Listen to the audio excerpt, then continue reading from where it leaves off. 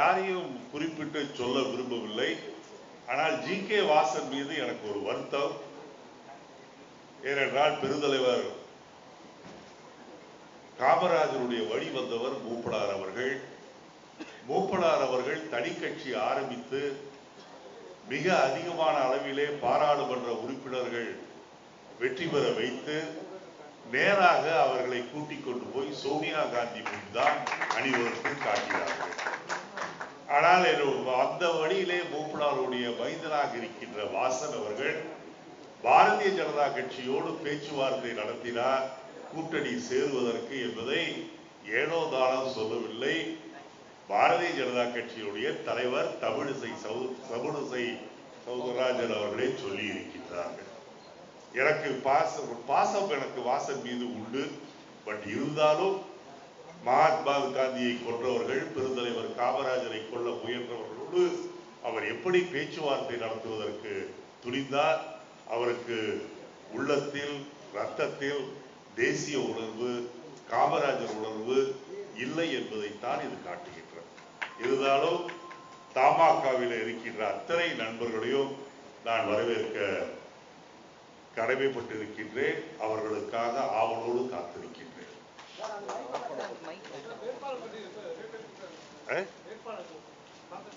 அநேகமாக நாளை மறுநாள்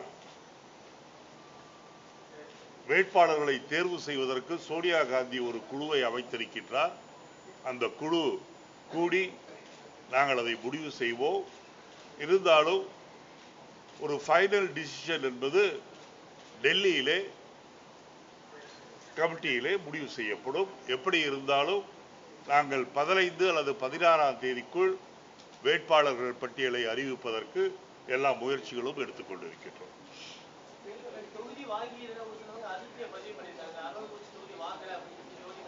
நீங்கள் அரவக்குறிச்சி தொகுதி வாங்கவில்லை என்று சொல்லக்கூடாது. நாங்கள் கேட்டோம். இருந்தாலும் பேச்சுவார்த்தை ஆரம்பிப்பதற்கு முன்பே குலாம் நபி ஆசாத்தும் கலைஞர் அவர்களும் பேசி 41 தொகுதிகள் என்று முடிவான உடனேயே என்ன கொள்கை அளவில் ஒத்துக்கொள்ளப்பட்டது என்று சொன்னால், திராவிட முன்னேற்ற கழக கூட்டணியிலே இருக்கின்ற கட்சிகளும் திராவிட முன்னேற்ற கழகமும் அவரவர்கள் ஏற்கனவே வெற்றி பெற்ற தொகுதிகளை அவரவர்களே வைத்துக் கொள்வது என்று முடிவு செய்யப்பட்டது. அதுபோல் காங்கிரஸ் வெற்றி பெற்ற தொகுதிகள் 5ஐயும் காங்கிரஸ் வைத்துக் கொண்டிருக்கின்றது.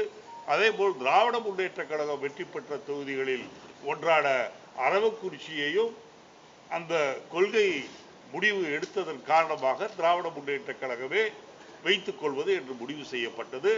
இருந்தாலும் அரவக்குறிச்சி காங்கிரசிற்கு வேண்டும் என்று நாங்கள் வேண்டுதல் வைத்தோம். இருந்தாலும் கொள்கை முடிவில் எந்த விதமான மாற்றமும் இல்லை என்று சொல்லிவிட்ட காரணத்தால் நாங்கள் அரவக்குறிச்சியை பெற முடியவில்லை. அதற்காக ஜோதிமணிக்கு வருத்தம் ஏற்பட்டிருப்பது இயற்கை என்று நினைக்கின்றேன். இருந்தாலும் அந்த கோபத்தை விட்டு அரவக்குறிச்சியிலே திராவிட முன்னேற்ற கழகம் அறிவிக்கின்ற வேட்பாளருடைய வெற்றிக்கு ஜோதிமணி வேலை தீவிரமாக செய்ய வேண்டும். சுயேட்சையாக போட்டியிடுவேன் என்று சொல்லி இருக்கின்றால் அது கூடாது. கோபத்தில் அவர் இருக்கின்றார் எனக்கு தெரியும். இருந்தாலும் ஜோதிமணிக்கு காங்கிரசிலே எதிர்காலம் பிரகாசமாக இருக்கின்றது. இந்த ஏமாற்றத்தை தாங்கிக் கொண்டு அவர் இந்த கூட்டணியின் வெற்றிக்கு பாடுபடுவார் என்று நம்புகின்றேன். அவர் இப்போதுதான் நான் சுயேட்சையாக போட்டியிடுவேன் என்று சொல்லி இருக்கின்றார். ஒரு வேளை போட்டியிட்டால் நடவடிக்கை எடுப்பதை தவிர வேறு வழி இல்லை. போட்டியிட மாட்டார் என்று நம்புகின்றேன். போட்டியிடக்கூடாது என்று நான் அவரை வேண்டுகிறேன்.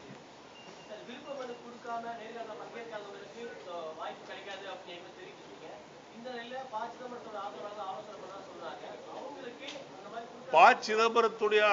சிதம்பரத்திற்கு வேண்டியவர்கள் என்று சொல்லப்படுபவர்கள் கூட பல பேர் பணம் கட்டி இருக்கின்றார்கள்.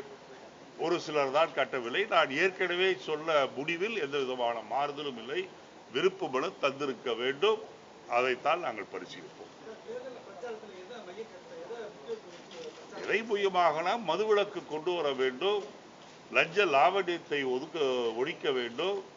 தமிழகத்திலே 94 லட்சம் இளைஞர்கள் வேலையின்றி இருக்கின்றார்கள். அவர்களுக்கு வேலை வாய்ப்புகள் ஏற்படுத்தப்பட வேண்டும். விவசாயிகளுடைய கடன்களை முழுமையாக ரத்து செய்ய வேண்டும். கல்வி என்பது கிண்டர் கார்டனிலிருந்து போஸ்ட் கிராஜுவேஷன் வரை, அதாவது கேஜியிலிருந்து பிஜி வரை இலவச கல்வி முழுமையாக தர வேண்டும் என்பதையெல்லாம் வலியுறுத்தி நாங்கள் தேர்தல் அறிக்கை தயாரித்திருக்கின்றோம். அதை வலியுறுத்துவோம். தேர்தல் அறிக்கை தயார் செய்வதற்கான குழு பாராளுமன்ற உறுப்பினர் சுதர்ஷன் லாச்சியப்பன் அவருடைய தலைமையிலே அமைக்கப்பட்டிருக்கின்றது. அவர்கள் ஏற்கனவே அந்த வேலை ஆரம்பித்து விட்டது. சுதர்ஷன் லாச்சியப்பன் அவர்கள் இன்னும் 4-5 நாட்களில் அதில் டெல்லியில் இந்திய தேசிய காங்கிரஸ் தலைவர் சோனியா காந்தி அவர்களிடம் சமர்ப்பித்து அவருடைய ஒப்புதல் வாங்கிய பிறகு எப்படி இருந்தாலும் இன்னும் 1 வாரம் 10 நாட்களுக்குள் அதை அறிவித்து விடுவோம். வரும்போது கண்டிப்பாக வருவார். எந்த தேதி என்பதை நாங்கள் இன்னும் முடிவு செய்யவில்லை. ராகுல் காந்தி அவர்களும் சோனியா காந்தி அவர்களும் 2 பேரும் வர இருக்கின்றார்கள்.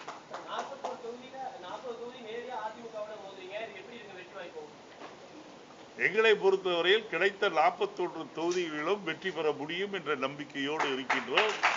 கண்டிப்பாக மிகப்பெரிய வெற்றியை காங்கிரஸ் திமுக கூட்டணி முஸ்லீம் லீக் கூட்டணி பெறும் என்ற நம்பிக்கை எனக்கு இருக்கிறது.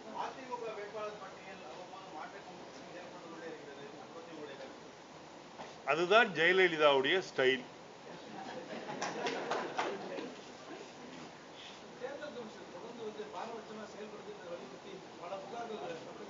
தேர்தல் கமிஷனை பொறுத்தவரையில் அவர்கள் எதை செய்கின்றார்களோ இல்லையோ, கடந்த பாராளுமன்ற தேர்தலில் அதிமுக வாக்காளர்களுக்கு பணம் கொடுப்பது போது அவர்களுக்கு உதவியாக இருந்தது தேர்தல் கமிஷன்.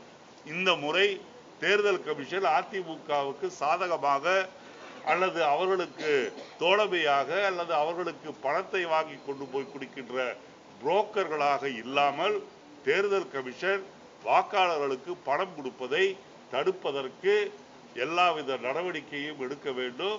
துணை இராணுவத்தினரை கொண்டு வருவோம் என்று சொல்லி இருக்கின்றார்கள். துணை இராணுவத்தை கொண்டு வந்தால் மட்டும் போதாது, தேவை என்றால் இராணுவத்தையே கொண்டு வந்து ஒவ்வொரு தொகுதியிலும் குறைஞ்சபட்சம் ஒரு 100 இராணுவத்தினரை நிறுத்தி பணம் கொடுப்பதை தடுப்பதற்கு தேர்தல் கமிஷன் ஆவணம் செய்ய வேண்டும்.